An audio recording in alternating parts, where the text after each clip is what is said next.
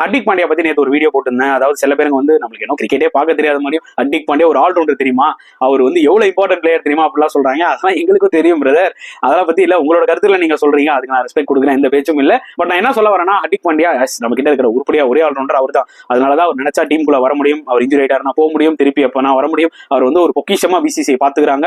And red ball greet அவர் விளையாட மாட்டேன்னு கிளியரா சொல்லிட்டாரு. அதுக்கு பிசிசி அக்செப்ட் பண்ணிட்டாங்க. ஏன்னா அவர் பாடி ஒத்துக்க, that's and all is fine. அவர் ஒயிட் பால் கிரிக்கெட் விளையாட்டும். சேம் டைம் எல்லாருக்கும் போட்ட ரூல் படி இவருக்கும் அந்த ரூல் சேரும். ஒயிட் பால் டொமஸ்டிக் கிரிக்கெட் விளையாட தான் போறாருன்ற மாதிரி ஒரு இன்ஃபர்மேஷன் வருது. பட் நான் ஒரு ரிக்வஸ்ட் என்ன பிசிசிஐக்கு ஆக்சுவலா தெரிவிக்கிறேன்னா, இப்ப நம்ம சொல்றதுனால பிசிசிஐ பார்த்துட்டு சொல்லிட்டாம்பா காக்டெயில் ஃபியூரியஸ் அப்படின்னு பார்க்க போறது இல்ல.